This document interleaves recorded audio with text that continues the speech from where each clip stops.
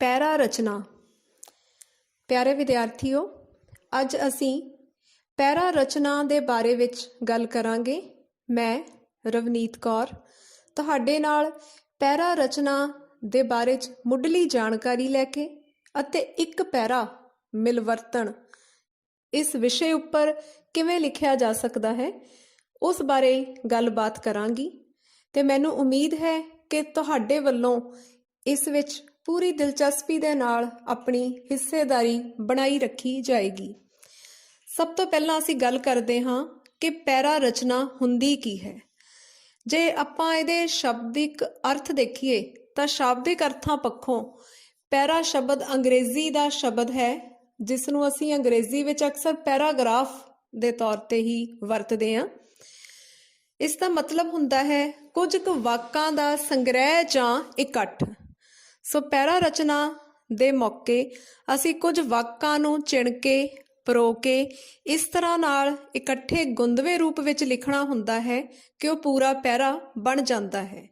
ਤੇ ਇਹ ਪੈਰੇ ਅਸਲ ਦੇ ਵਿੱਚ ਬਹੁਤ ਸਾਰੇ ਨਾਵਲ, ਕਹਾਣੀਆਂ, ਨਾਟਕਾਂ ਤੇ ਲੇਖਾਂ ਦਾ ਵੀ ਸ਼ਿੰਗਾਰ ਬਣਦੇ ਹਨ। ਸੋ ਜਿਹੜੇ ਪੈਰੇ ਹੈਗੇ ਆ ਇਹ ਹੋਰ ਵੀ ਬਹੁਤ ਸਾਰੇ ਸਾਹਿਤ ਰੂਪਾਂ ਦੇ ਵਿੱਚ ਸਾਨੂੰ ਨਜ਼ਰ ਆਉਂਦੇ ਨੇ, ਪਰ ਤੁਹਾਡੀ ਜਿਹੜੀ ਪ੍ਰੀਖਿਆ ਹੈਗੀ ਆ ਉਸ ਦੇ ਵਿੱਚ ਤੁਹਾਨੂੰ ਲੇਖ ਰਚਨਾ ਅਲੱਗ ਤੌਰ ਤੇ ਆਉਂਦੀ ਆ ਤੇ ਪੈਰਾ ਰਚਨਾ ਕਰਨੀ ਅਲੱਗ ਆਉਂਦੀ ਆ। ਸੋ ਪੈਰਾ ਰਚਨਾ ਸੰਖੇਪ ਹੁੰਦੀ ਆ ਕਿਉਂਕਿ ਬਹੁਤਾ ਵੱਡਾ ਪੈਰਾ ਨਹੀਂ ਹੁੰਦਾ ਜਿਹੜਾ ਅਸੀਂ ਇਹਦੇ ਵਿੱਚ ਸ਼ਾਮਿਲ ਕਰਦੇ ਹਾਂ। ਕੁਝ ਕੁ ਵਾਕਾਂ ਨੂੰ ਸਹੀ ਤਰਤੀਬ ਦੇ ਵਿੱਚ ਗੁੰਦ ਕੇ ਅਸੀਂ ਜੋ ਵਿਸ਼ਾ ਮਿਲਿਆ ਹੁੰਦਾ ਹੈ ਉਸ ਦੇ ਬਾਰੇ ਵਿੱਚ ਆਪਣੇ ਵਿਚਾਰ ਪੇਸ਼ ਕਰਨੇ ਹੁੰਦੇ ਹਨ। ਸੋ ਇਸ ਤਰ੍ਹਾਂ ਦੇ ਨਾਲ ਜਿਹੜੀ ਪੈਰਾ ਰਚਨਾ ਹੈ ਉਹ ਆਪਣੇ ਆਪ ਦੇ ਵਿੱਚ ਇੱਕ ਮੁਕੰਮਲ, ਇੱਕ ਪੂਰਾ ਅਰਥ ਰੱਖਦੀ ਹੈ। ਇਹਨੂੰ ਆਪਾਂ ਇਹ ਨਹੀਂ ਕਹਿ ਸਕਦੇ ਕਿ ਕਿਸੇ ਅਸੀਂ ਵੱਡੇ ਲੇਖ ਦੇ ਵਿੱਚੋਂ ਕੁਝ ਹਿੱਸਾ ਕੱਢ ਲਿਆ, ਕੋਈ ਪੈਰਾ ਕੱਢ ਲਿਆ ਤੇ ਅਸੀਂ ਉਹਨੂੰ ਕਹਿ ਦਾਂਗੇ ਕਿ ਉਹੋ ਜਿਹੀ ਪੈਰਾ ਰਚਨਾ ਅਸੀਂ ਕਰਾਂਗੇ। ਕਿਉਂਕਿ ਜਦੋਂ ਤੁਸੀਂ ਆਜ਼ਾਦ ਤੌਰ ਤੇ ਇੱਕ ਵੱਖਰਾ ਪੈਰਾ ਲਿਖਣਾ ਤਾਂ ਉਹ ਆਪਣੇ ਆਪ ਦੇ ਵਿੱਚ ਪੂਰੀ ਗੱਲ ਕਰਦਾ ਹੋਣਾ ਚਾਹੀਦਾ। ਇਸ ਤਰ੍ਹਾਂ ਨਾ ਹੋਵੇ ਕਿ ਉਹਦੇ ਵਿੱਚ ਅਸੀਂ ਸਾਰੇ ਪੱਖ ਲਏ ਹੀ ਨਾ ਹੋਣ, ਜਿਸ ਵਿਸ਼ੇ ਤੇ ਪੈਰਾ ਲਿਖਣਾ ਉਸ ਵਿਸ਼ੇ ਬਾਰੇ ਅਧੂਰੀ ਜਿਹੀ ਜਾਣਕਾਰੀ ਹੋਵੇ ਜਾਂ ਸਾਡੀ ਗੱਲ ਕਿਤੇ ਪੂਰੀ ਹੀ ਨਾ ਹੁੰਦੀ ਹੋਵੇ। ਅਜਿਹੀ ਅਸੀਂ ਕੋਈ ਗਲਤੀ ਨਹੀਂ ਕਰਨੀ। ਤੇ ਇਹਨਾਂ ਗਲਤੀਆਂ ਤੋਂ ਗੁਰੇਜ਼ ਅਸੀਂ ਤਾਂ ਹੀ ਕਰ ਸਕਦੇ ਹਾਂ ਜੇ ਅਸੀਂ ਸਮਝਾਂਗੇ ਕਿ ਪੈਰਾ ਰਚਨਾ ਦਾ ਕੀ ਮਹੱਤਵ ਹੈ ਤੇ ਪੈਰਾ ਰਚਨਾ ਦੇ ਕਿਹੜੇ-ਕਿਹੜੇ ਗੁਰ ਹੁੰਦੇ ਹਨ। ਸੋ ਸਭ ਤੋਂ ਪਹਿਲਾਂ ਅਸੀਂ ਗੱਲ ਕਰਦੇ ਹਾਂ ਪੈਰਾ ਰਚਨਾ ਦੇ ਮਹੱਤਵ ਬਾਰੇ ਕਿ ਆਖਿਰ ਇਹ ਪੈਰੇ ਇੰਨੇ ਮਹੱਤਵਪੂਰਨ ਕਿਉਂ ਹੁੰਦੇ ਹਨ। ਬੱਚਿਓ, ਜਿਵੇਂ ਸਾਡਾ ਸਮੁੱਚਾ ਜੀਵਨ ਬਹੁਤ ਸਾਰੇ ਪਲਾਂ ਦਾ, ਦਿਨਾਂ ਦਾ, ਰਾਤਾਂ ਦਾ ਇਕੱਠ ਹੁੰਦਾ, ਬੱਚਾ ਹਰ ਰੋਜ਼ ਵਿਕਾਸ ਕਰਦਾ, ਫਿਰ ਹੌਲੀ-ਹੌਲੀ ਇਹ ਦਿਨ ਇਕੱਠੇ ਹੋ ਕੇ ਉਹਦੇ ਜੀਵਨ ਦੀ ਰਾਸ ਬਣਦੇ ਨੇ, ਉਹਦੀ ਜ਼ਿੰਦਗੀ ਬਣਦੇ ਨੇ, ਜ਼ਿੰਦਗੀ 'ਚ ਦਿਨੋਂ ਦਿਨ ਜਮ੍ਹਾਂ ਹੁੰਦੇ ਜਾਂਦੇ ਨੇ। ਇਸੇ ਤਰ੍ਹਾਂ ਅਸੀਂ ਪਹਿਲਾਂ ਧੁਨੀ, ਆਵਾਜ਼ ਜਿਹੜੀ ਹੈ ਉਸ ਨੂੰ ਪੇਸ਼ ਕਰਦੇ ਅੱਖਰ ਲੈਂਦੇ ਹਾਂ, ਅੱਖਰਾਂ ਤੋਂ ਜੁੜ ਕੇ ਸ਼ਬਦ ਬਣਦੇ ਹਨ, ਸ਼ਬਦਾਂ ਤੋਂ ਵਾਕ ਬਣਦੇ ਨੇ ਤੇ ਫਿਰ ਵਾਕਾਂ ਦੀ ਸੰਰਚਨਾ ਨਾਲ, ਵਾਕਾਂ ਦੇ ਢੁਕਵੇਂ ਮੇਲ ਦੇ ਨਾਲ ਪੈਰੇ ਬਣਦੇ ਆ। ਸੋ ਹਰ ਪੈਰੇ ਦੀ ਕੋਈ ਆਪਣੀ ਮਹੱਤਤਾ ਹੁੰਦੀ ਹੈ। ਜੇ ਪੈਰੇ ਹੀ ਨਾ ਹੋਣ ਤਾਂ ਕੋਈ ਸਾਹਿਤਿਕ ਰਚਨਾ ਜਿਹੜੀ ਹੈ ਉਹ ਆਪਣਾ ਕੰਮ ਕਰ ਹੀ ਨਹੀਂ ਸਕਦੀ, ਉਹ ਆਪਣਾ ਸੁਨੇਹਾ ਦੇ ਹੀ ਨਹੀਂ ਸਕਦੀ। ਇਹ ਤਾਂ ਬਿਲਕੁਲ ਇਸ ਤਰ੍ਹਾਂ ਹੈ ਜਿਵੇਂ ਆਪਾਂ ਇੱਟਾਂ ਜੋੜ ਕੇ ਇੱਟਾਂ ਦੀ ਚਿਣਾਈ ਕਰਦੇ ਹਾਂ ਤੇ ਉਹਨਾਂ ਇੱਟਾਂ ਨੂੰ ਚਿਣਦਿਆਂ ਅਸੀਂ ਦੀਵਾਰ ਬਣਾ ਲੈਂਦੇ ਹਾਂ, ਮਹਿਲ ਬਣਾ ਲੈਂਦੇ ਹਾਂ। ਇਸ ਤਰ੍ਹਾਂ ਨਾਲ ਅਸੀਂ ਮਿਹਨਤ ਦੇ ਨਾਲ, ਧਿਆਨ ਦੇ ਨਾਲ, ਸੂਝ ਦੇ ਨਾਲ ਪੈਰਾ ਰਚਨਾ ਕਰਨੀ ਹੈ। ਜਿਵੇਂ ਪੰਜਾਬੀ ਦੇ ਪ੍ਰਸਿੱਧ ਕਵੀ ਬਾਬਾ ਬਲਵੰਤ ਨੇ ਵੀ ਕਿਹਾ ਸੀ ਕਿ ਉੱਚ ਮਿਸਰੀ ਮੀਨਾਰਾਂ ਤੋਂ ਹਰ ਤਾਜ ਮਹਿਲ ਅੰਦਰ ਸੋਨੇ ਦਿਆਂ ਹਰਫਾਂ ਵਿੱਚ ਮਿਹਨਤ ਦੀ ਕਹਾਣੀ ਹੈ। ਸੋ ਸ਼ੁਰੂਆਤ ਤਾਂ ਇਹੀ ਹੁੰਦੀ ਹੈ ਕਿ ਜਿੰਨੀ ਮਰਜ਼ੀ ਉੱਚੀ ਇਮਾਰਤ ਬਣ ਜਾਵੇ, ਉਹਦੇ ਵਿੱਚ ਮਿਹਨਤ ਨਾਲ ਜੋੜੀਆਂ ਹੋਈਆਂ ਇੱਟਾਂ, ਪੱਥਰ, ਗਾਰਾ, ਸੀਮੈਂਟ, ਇਹੀ ਸਭ ਕੁਝ ਤਾਂ ਅਸਲ 'ਚ ਕੰਮ ਕਰਦਾ, ਉਹਦੀ ਬੁਨਿਆਦ ਬਣਦਾ ਤੇ ਉੱਪਰਲੀ ਉਸਾਰੀ ਕਰਦਾ। ਇਸੇ ਤਰ੍ਹਾਂ ਜੇ ਸਾਹਿਤ ਰਚਨਾ ਦੀ ਗੱਲ ਕਰੀਏ ਤਾਂ ਉਹੀ ਧੁਨੀਆਂ, ਅੱਖਰਾਂ, ਸ਼ਬਦਾਂ, ਵਾਕਾਂ ਤੇ ਪੈਰਿਆਂ ਦੇ ਨਾਲ ਰਚਨਾ ਸਾਕਾਰ ਹੁੰਦੀ ਹੈ, ਕਦਮ ਦਰ ਕਦਮ ਅੱਗੇ ਵੱਧਦੀ ਹੈ। ਸੋ ਤੁਸੀਂ ਸਮਝ ਗਏ ਹੋਵੋਗੇ ਕਿ ਪੈਰਾ ਰਚਨਾ ਦਾ ਕਿੰਨਾ ਮਹੱਤਵ ਹੈ। ਅੱਗੇ ਅਸੀਂ ਝਾਤੀ ਮਾਰਦੇ ਹਾਂ ਪੈਰਾ ਰਚਨਾ ਦੇ ਗੁਣਾਂ ਬਾਰੇ ਕਿ ਇੱਕ ਚੰਗੇ ਪੈਰੇ ਵਿੱਚ ਕਿਹੜੇ-ਕਿਹੜੇ ਗੁਣ ਹੋਣੇ ਚਾਹੀਦੇ ਹਨ। ਸਭ ਤੋਂ ਪਹਿਲਾ ਗੁਣ ਤਾਂ ਇਹ ਕਿ ਜਿਸ ਵੀ ਵਿਸ਼ੇ ਬਾਰੇ ਅਸੀਂ ਪੈਰਾ ਲਿਖ ਰਹੇ ਹਾਂ ਉਸ ਵਿੱਚ ਸਪਸ਼ਟਤਾ ਹੋਣੀ ਬਹੁਤ ਜ਼ਰੂਰੀ ਹੈ। ਸੋ ਪੈਰਾ ਸਪਸ਼ਟ ਹੋਣਾ ਚਾਹੀਦਾ ਹੈ। ਇਹ ਨਾ ਹੋਵੇ ਕਿ ਅਸੀਂ ਇੰਨਾ ਕੁ ਸਪਸ਼ਟ ਸਾਫ਼ ਸਮਝ ਤੋਂ ਕੰਮ ਲੈਂਦਿਆਂ ਲਿਖ ਹੀ ਨਾ ਸਕੀਏ ਕਿ ਪੜ੍ਹਨ ਵਾਲੇ ਨੂੰ ਪਤਾ ਹੀ ਨਾ ਲੱਗੇ ਕਿ ਕਿਹੜੇ ਵਿਸ਼ੇ ਤੇ ਪੈਰਾ ਲਿਖਿਆ ਜਾ ਰਿਹਾ ਹੈ। ਸੋ ਜਿਸ ਵੀ ਵਿਸ਼ੇ ਤੇ ਪੈਰਾ ਲਿਖਣਾ ਹੈ ਸਾਨੂੰ ਪਹਿਲਾਂ ਉਸ ਵਿਸ਼ੇ ਦੇ ਬਾਰੇ ਜਾਣਕਾਰੀ ਹੋਣੀ ਚਾਹੀਦੀ ਹੈ। ਉਸ ਵਿਸ਼ੇ ਦਾ ਸਾਨੂੰ ਅਰਥ ਪਤਾ ਹੋਣਾ ਚਾਹੀਦਾ, ਤਾਂ ਹੀ ਅਸੀਂ ਬਿਲਕੁਲ ਸਪਸ਼ਟ ਗੱਲ ਲਿਖ ਸਕਾਂਗੇ। ਮੰਨ ਲਓ ਤੁਹਾਨੂੰ ਸਵੇਰ ਦੀ ਸੈਰ ਬਾਰੇ ਇੱਕ ਪੈਰਾ ਲਿਖਣਾ ਆਉਂਦਾ ਹੈ, ਤਾਂ ਤੁਸੀਂ ਉਸ ਨੂੰ ਕਿਵੇਂ ਲਿਖੋਗੇ? ਜੇ ਤੁਹਾਨੂੰ ਸਵੇਰ ਦਾ ਅਰਥ ਨਹੀਂ ਪਤਾ, ਸੈਰ ਦਾ ਅਰਥ ਨਹੀਂ ਪਤਾ, ਤਾਂ ਕੀ ਤੁਸੀਂ ਉਸ ਬਾਰੇ ਪੈਰਾ ਲਿਖ ਸਕਦੇ ਹੋ? ਬਿਲਕੁਲ ਨਹੀਂ। ਇਸ ਲਈ ਪਹਿਲਾਂ ਅਸੀਂ ਸਿਰਲੇਖ ਜੋ ਵੀ ਵਿਸ਼ਾ ਹੋਏਗਾ ਉਸ ਨੂੰ ਚੰਗੀ ਤਰ੍ਹਾਂ ਸਮਝਣਾ, ਅਸੀਂ ਆਪਣੇ ਪੈਰੇ ਦੇ ਵਿੱਚ ਸਮਝ ਕੇ ਉਸ ਨੂੰ ਅੱਗੋਂ ਸਮਝਾਉਣਾ ਵੀ ਆ, ਤਾਂ ਕਿ ਪੜ੍ਹਨ ਵਾਲੇ ਨੂੰ ਵੀ ਪਤਾ ਲੱਗ ਜਾਵੇ ਕਿ ਸਵੇਰ ਦਾ ਸਮਾਂ ਕਿਹੜਾ ਹੁੰਦਾ ਤੇ ਸੈਰ ਕਰਨ ਦਾ ਕੀ ਅਰਥ ਹੁੰਦਾ।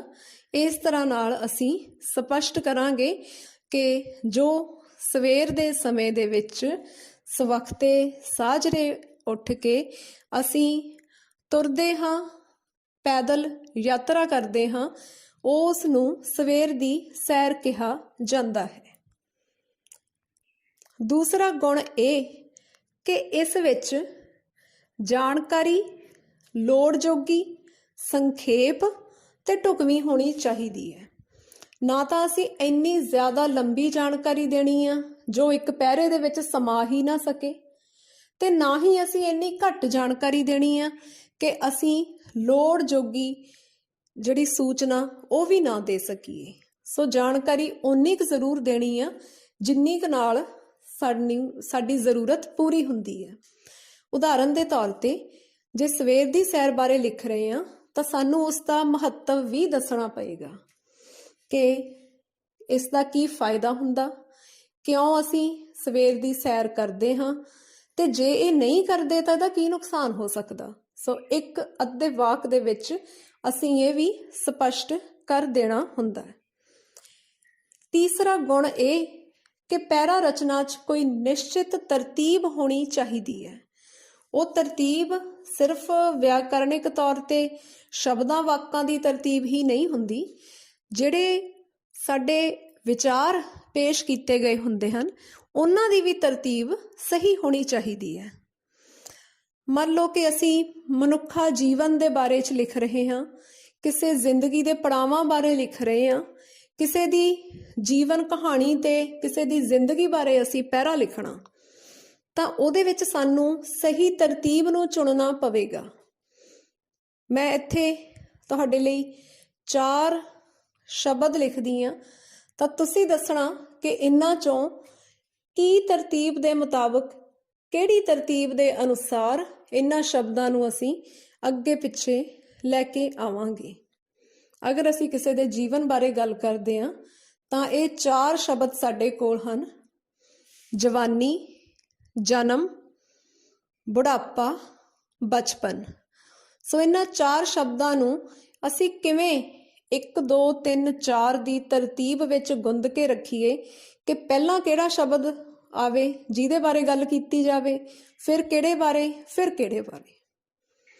ਇਹ ਤੁਸੀਂ ਹੁਣੇ ਨਾਲ ਅਭਿਆਸ ਕਰਕੇ ਦੇਖੋ ਤਾਂ ਮੇਰਾ ਖਿਆਲ ਹੈ ਤੁਹਾਨੂੰ ਬਹੁਤ ਸਹਿਜੇ ਪਤਾ ਲੱਗ ਜਾਏਗਾ ਕਿ ਪੈਰਾ ਰਚਨਾ 'ਚ ਤਰਤੀਬ ਦਾ ਕੀ ਮਹੱਤਵ ਹੁੰਦਾ ਹੈ। ਬਿਲਕੁਲ ਸਹੀ। ਸੋ ਸਭ ਤੋਂ ਪਹਿਲਾਂ ਅਸੀਂ ਕਿਸੇ ਦੇ ਜਨਮ ਬਾਰੇ ਗੱਲ ਕਰਾਂਗੇ, ਉਸ ਪਿੱਛੋਂ ਉਸ ਦੇ ਬਚਪਨ ਬਾਰੇ, ਫਿਰ ਉਸ ਦੀ ਜਵਾਨੀ ਬਾਰੇ, ਤੇ ਫਿਰ ਉਸ ਦੇ ਬੁਢਾਪੇ ਬਾਰੇ। ਸੋ ਇਹ ਜਿਹੜੀ ਸਹੀ ਤਰਤੀਬ ਹੈ ਉਸ ਦਾ ਪਾਲਣ ਕਰਨਾ, ਅਨੁਸਰਣ ਕਰਨਾ ਬਹੁਤ ਜ਼ਰੂਰੀ ਹੋ ਜਾਂਦਾ ਹੈ। ਸਹੀ ਤਰਤੀਬ ਤੋਂ ਬਾਅਦ ਅਸੀਂ ਕੁਝ ਹੋਰ ਤਰੀਕਿਆਂ ਨਾਲ ਵੀ ਪੈਰਾ ਰਚਨਾ ਨੂੰ ਸ਼ਿੰਗਾਰ ਸਕਦੇ ਹਾਂ। ਜਿੰਨੇ ਅਸੀਂ ਵਧੀਆ ਢੰਗ ਨਾਲ ਪੈਰੇ ਨੂੰ ਰਚਾਂਗੇ, ਉਸੇ ਤੋਂ ਹੀ ਸਾਡੀ ਲਿਖਣ ਸ਼ੈਲੀ, ਸਾਡੀ ਸੋਚਣ ਦੀ ਸ਼ੈਲੀ, ਸਾਡੀ ਮੌਲਿਕਤਾ, ਸਾਡਾ ਵੱਖਰਾਪਣ, ਅੱਡਰਾਪਣ, ਨਿਰਾਲਾਪਣ ਸਭ ਕੁਝ ਸਾਡੀ ਰਚਨਾ ਵਿੱਚੋਂ ਹੀ ਝਲਕੇਗਾ। ਜਦੋਂ ਬੱਚੇ ਤੁਸੀਂ ਕੋਈ ਪ੍ਰੀਖਿਆ ਦੇ ਰਹੇ ਹੁੰਦੇ ਹੋ ਤਾਂ ਇਸ ਨੂੰ ਇੱਕ ਤਣਾਅ ਜਾਂ ਫਿਕਰ ਮੰਨ ਕੇ ਨਾ ਚੱਲਿਆ ਕਰੋ, ਬਲਕਿ ਤੁਸੀਂ ਇਸ ਨੂੰ ਇਹ ਸੋਚ ਕੇ ਆਪਣਾ ਵਧੀਆ ਪੇਪਰ ਕਰਨਾ ਕਿ ਸਿਰਫ ਤੇ ਸਿਰਫ ਨੰਬਰ ਲੈਣ ਤੱਕ ਦਾ ਹੀ ਮਕਸਦ ਨਹੀਂ ਹੈ ਕਿ ਵੱਧ ਅੰਕ ਆਉਣ, ਬਲਕਿ ਤੁਸੀਂ ਇਹ ਸੋਚੋ ਕਿ ਜੋ ਵੀ ਵਿਅਕਤੀ ਤੁਹਾਡਾ ਪੇਪਰ ਚੈੱਕ ਕਰੇਗਾ, ਮੁਲਾਂਕਿਤ ਕਰੇਗਾ, ਉਹ ਵੀ ਤੁਹਾਡੀ ਰਚਨਾ ਪੜ੍ਹ ਕੇ ਖੁਸ਼ ਹੋ ਜਾਵੇ ਤੇ ਉਸ ਨੂੰ ਬੜਾ ਚੰਗਾ ਲੱਗੇ, ਉਹਦਾ ਮਨ ਕਰੇ ਕਿ ਇਹੋ ਜਿਹੇ ਵਿਦਿਆਰਥੀ ਨੂੰ ਮੈਂ ਜ਼ਰੂਰ ਮਿਲਾਂ ਜਿਹਨੇ ਇੰਨੀ ਸੋਹਣੀ ਪੈਰਾ ਰਚਨਾ ਕੀਤੀ ਹੈ। ਸੋ ਪੈਰਾ ਰਚਨਾ ਨੂੰ ਹੁਣ ਸ਼ਿੰਗਾਰਨ ਦੀ ਗੱਲ ਹੈ ਕਿ ਅਸੀਂ ਕਿਵੇਂ ਹੋਰ ਜ਼ਿਆਦਾ ਸ਼ਿੰਗਾਰ ਸਕਦੇ ਹਾਂ। ਹੁਣ ਤੱਕ ਅਸੀਂ ਜਿਹੜੇ ਗੁਣ ਕੀਤੇ ਉਹ ਸਾਨੂੰ ਇਹ ਦੱਸਦੇ ਸੀ ਕਿ ਇਹ ਬਹੁਤ ਜ਼ਰੂਰੀ ਆ, ਜਿਨ੍ਹਾਂ ਬਿਨਾਂ ਪੈਰਾ ਰਚਨਾ ਹੋ ਹੀ ਨਹੀਂ ਸਕਦੀ। ਤੇ ਜਿਹੜੇ ਆਪਾਂ ਹੁਣ ਗੁਣਾਂ ਦੀ ਗੱਲ ਕਰਾਂਗੇ ਉਹ ਭਾਵੇਂ ਹੱਦ ਤੋਂ ਜ਼ਿਆਦਾ ਜ਼ਰੂਰੀ ਨਹੀਂ ਹੈ, ਪਰ ਉਹ ਸਾਡੀ ਪੈਰਾ ਰਚਨਾ ਨੂੰ ਹੋਰ ਵੀ ਪ੍ਰਭਾਵਸ਼ਾਲੀ ਤੇ ਸੋਹਣਾ ਬਣਾ ਸਕਦੇ ਹੈ। ਇਹਨਾਂ ਗੁਣਾਂ ਦੇ ਵਿੱਚ ਪਹਿਲੀ ਗੱਲ ਹੈ ਕਿ ਅਸੀਂ ਕੋਈ ਉਦਾਹਰਨ ਸ਼ਾਮਿਲ ਕਰ ਸਕਦੇ ਹਾਂ।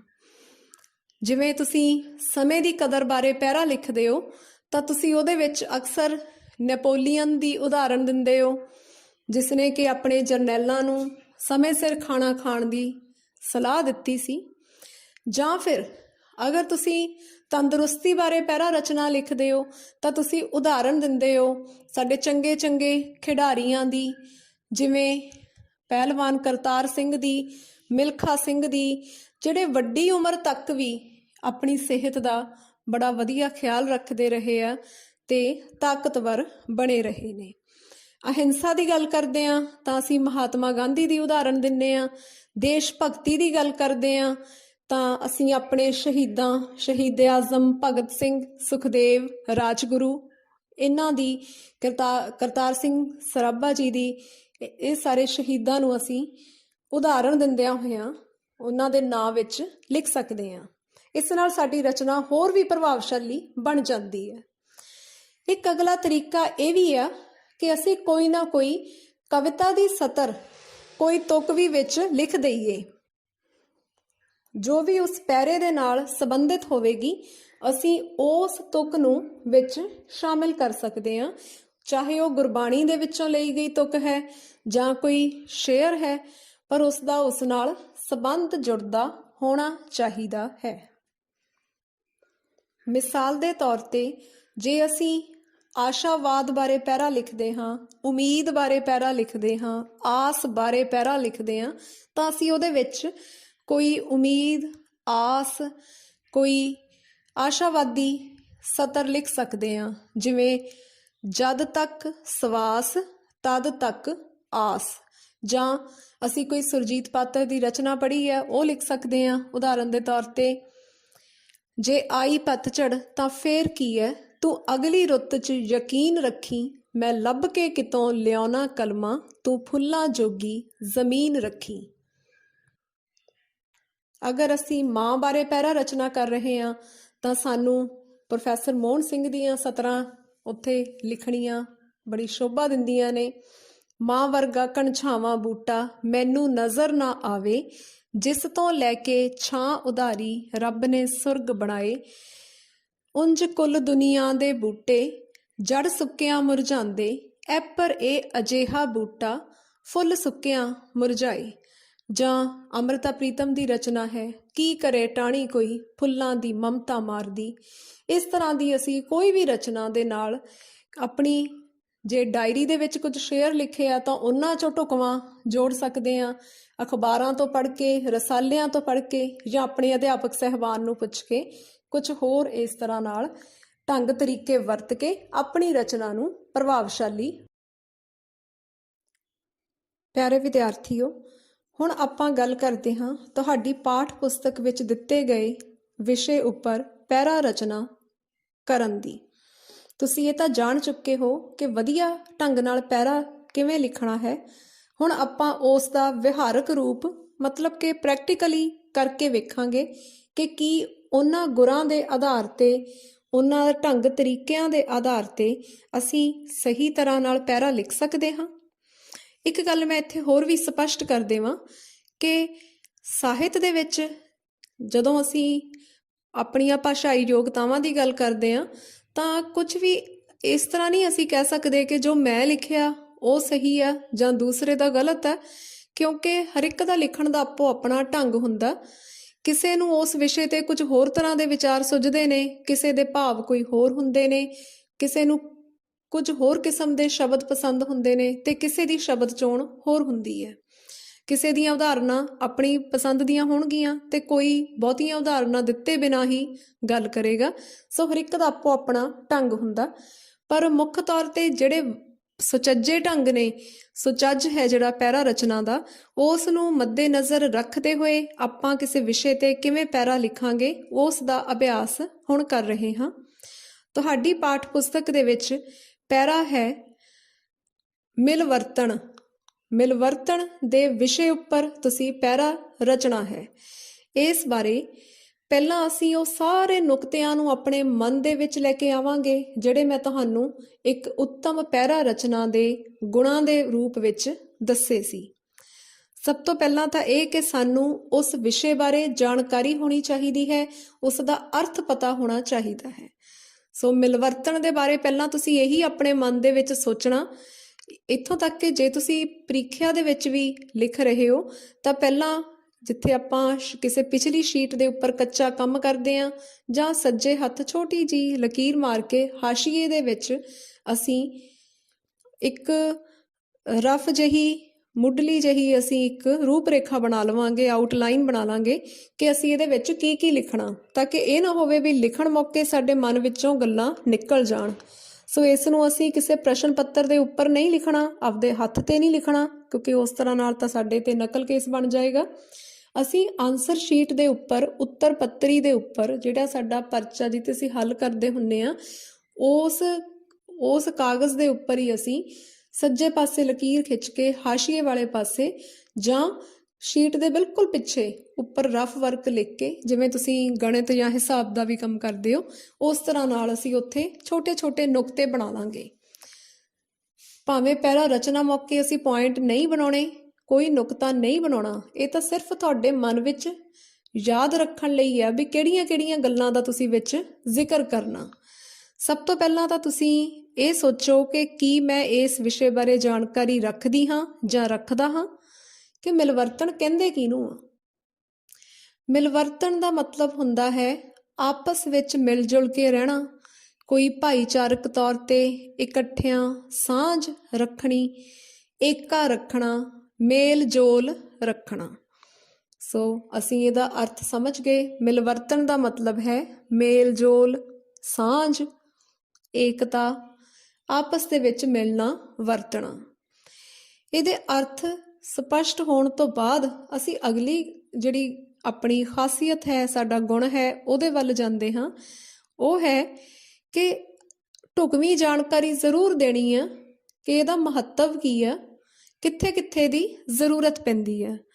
ਸੋ ਮਿਲਵਰਤਣ ਦਾ ਬੜਾ ਮਹੱਤਵ ਹੈ, ਕਿਉਂਕਿ ਇਸ ਦੇ ਸਦਕਾ ਹੀ ਸਾਡਾ ਸੱਭਿਆਚਾਰ ਇੱਥੋਂ ਤੱਕ ਪਹੁੰਚਿਆ।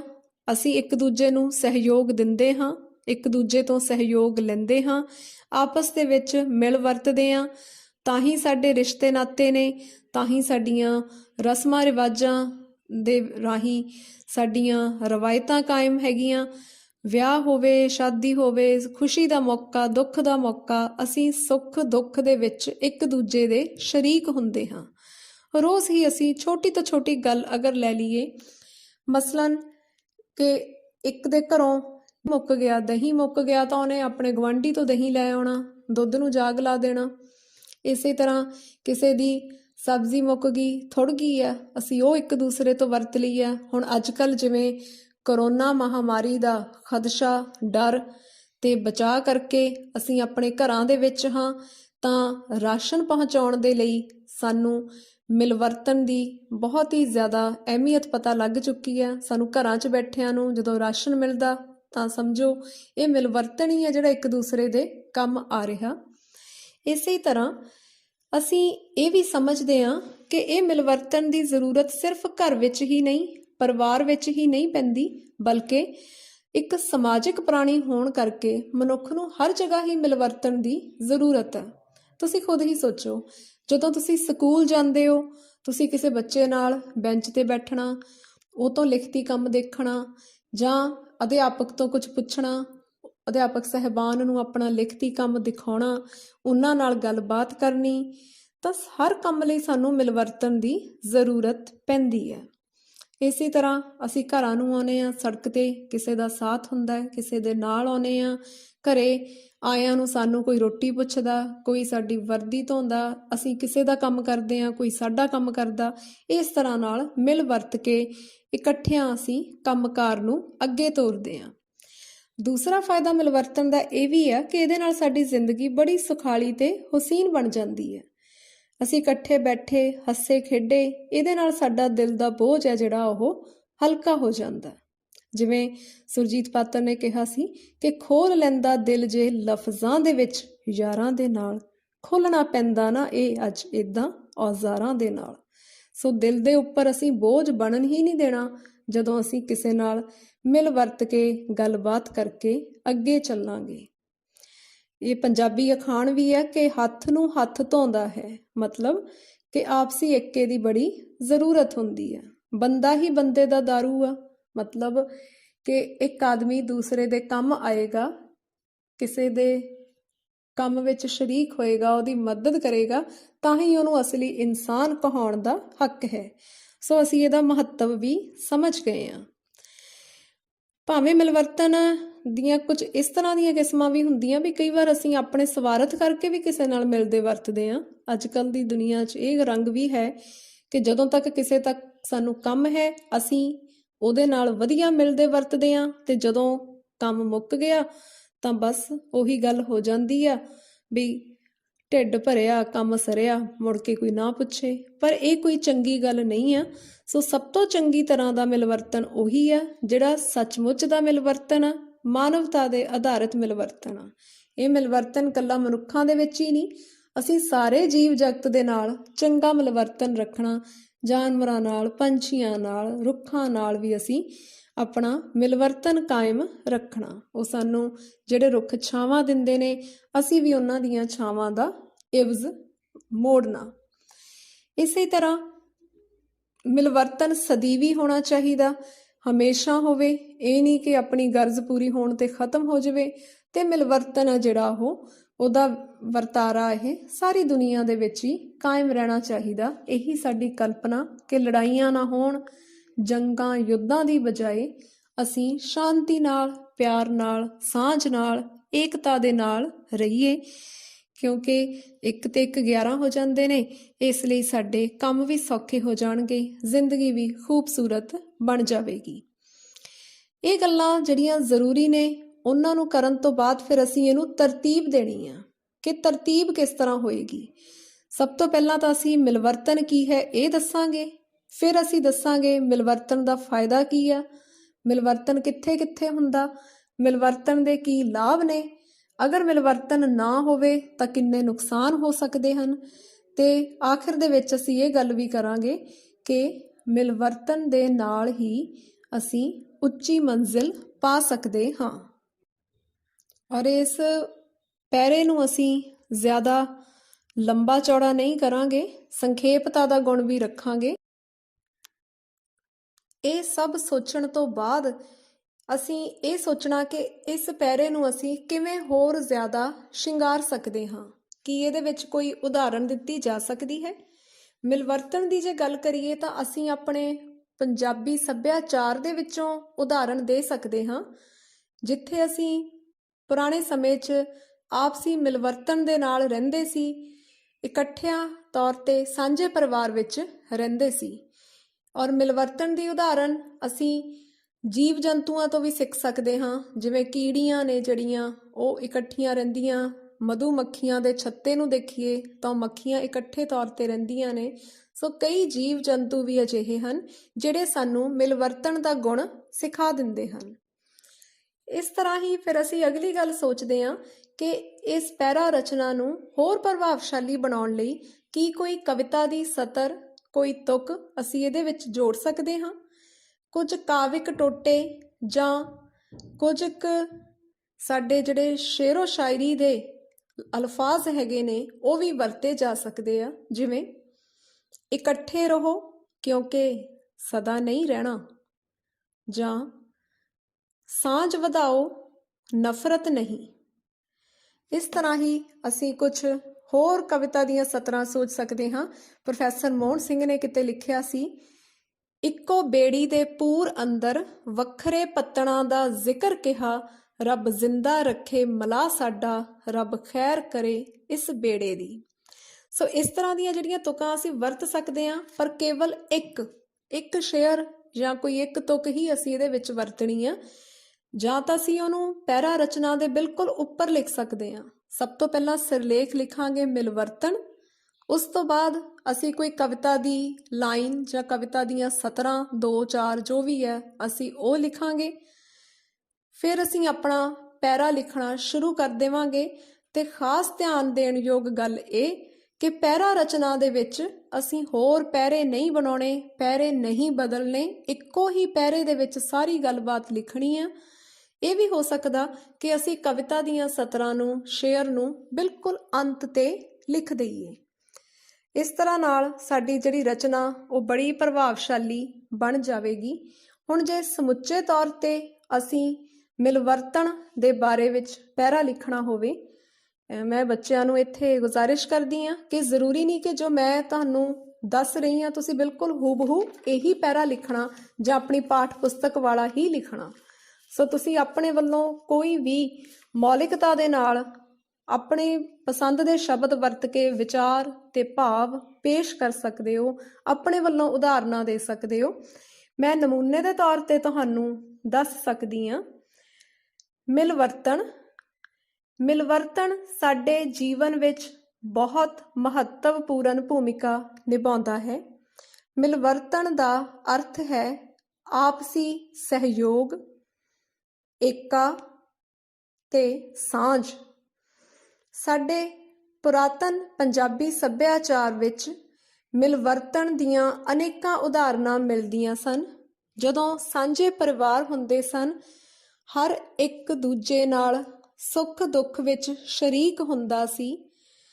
ਖੁਸ਼ੀਆਂ ਗਮੀਆਂ ਸਭ ਦੀਆਂ ਸਾਂਝੀਆਂ ਸਨ, ਧੀਆਂ ਭੈਣਾਂ ਸਾਂਝੀਆਂ ਸਨ ਅਤੇ ਰਿਸ਼ਤੇ ਸਾਂਝੇ ਹੁੰਦੇ ਸਨ। ਮਿਲਵਰਤਣ ਦੀ ਜ਼ਰੂਰਤ ਜ਼ਿੰਦਗੀ ਦੇ ਹਰ ਮੁਕਾਮ ਤੇ ਪੈਂਦੀ ਹੈ। ਮਨੁੱਖ ਇੱਕ ਸਮਾਜਿਕ ਪ੍ਰਾਣੀ ਹੈ, ਇਸ ਕਰਕੇ ਉਸ ਨੂੰ ਕਿਤੇ ਨਾ ਕਿਤੇ ਇੱਕ ਦੂਜੇ ਦੇ ਸਹਿਯੋਗ ਦੀ ਲੋੜ ਪੈਂਦੀ ਹੈ। ਇਹ ਲੋੜ ਸਦੀਵੀ ਹੈ ਕਿਉਂਕਿ ਮਿਲਵਰਤਣ ਸਮੁੱਚੇ ਵਿਸ਼ਵ ਭਾਈਚਾਰੇ ਦੀ ਨੀਂਹ ਹੈ। ਸਾਨੂੰ ਇੱਕ ਦੂਜੇ ਨਾਲ ਲੜਾਈਆਂ ਝਗੜੇ ਵਿਤਕਰੇ ਵਖਰੇਵੇਂ ਛੱਡ ਕੇ ਪਿਆਰ ਮੁਹੱਬਤ ਸਾਂਝ ਤੇ ਅਪਣੱਤ ਨਾਲ ਰਹਿਣਾ ਚਾਹੀਦਾ ਹੈ। ਇੱਕ ਦੂਸਰੇ ਦੇ ਕੰਮ ਆਉਣਾ ਚਾਹੀਦਾ ਹੈ। ਪੰਜਾਬੀ ਅਖਾਣ ਵੀ ਹੈ, ਹੱਥ ਨੂੰ ਹੱਥ ਧੋਂਦਾ ਹੈ। ਮੈਨੂੰ ਉਮੀਦ ਹੈ ਕਿ ਸਾਰੇ ਬੱਚਿਆਂ ਨੇ ਇਸ ਪੈਰੇ ਤੋਂ ਕੁਝ ਲਾਭ ਜ਼ਰੂਰ ਉਠਾਇਆ ਹੋਵੇਗਾ। ਬਹੁਤ ਬਹੁਤ ਧੰਨਵਾਦ।